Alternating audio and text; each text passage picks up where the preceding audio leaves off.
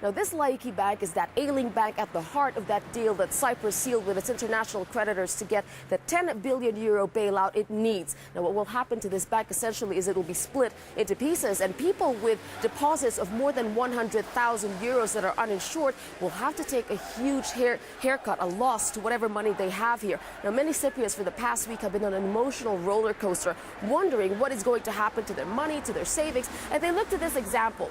One day it was here, the next day it isn't, and they're wondering, is the same thing going to happen to their jobs, to their savings, and to everything else they think they have? Precisely what Demetris Antoniou, a manager for the country's biggest bank, the Bank of Cyprus, has been thinking all through this roller coaster week. For the first time in my life, for 30 years, I worried. And the last week, and especially the last 2 days, I worried a lot. It was like that I was going to wake up and just to listen to the news that I don't have a job anymore. And I'm 50, I'm not 20, to start my life and say, okay. The Bank of Cyprus, according to the deal, will function as the good bank and will take all deposits of less than 100,000 euros from Laiki. It will, however, also absorb the debt, 9 billion euros in loans, which Laiki received from the European Central Bank as emergency funding assistance, a detail that angers Demetris.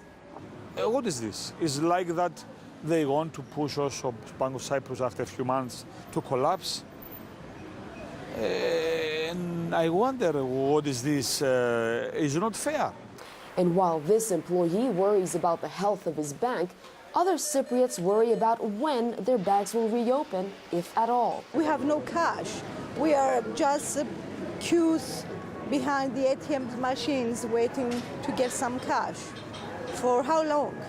And while this Eurogroup-approved deal may have staved off a complete banking meltdown, for many Cypriots, their feeling towards Europe is one of frustration. It's better to go back to the pound. From the time we get to the European, it was a disaster for us. It wasn't, isn't it? Disaster. Better before, with the pounds, peace and quiet. It was January 2008 when we entered Euro. All over Cyprus was upside down. So slowly we have arrived to this kind of situation. So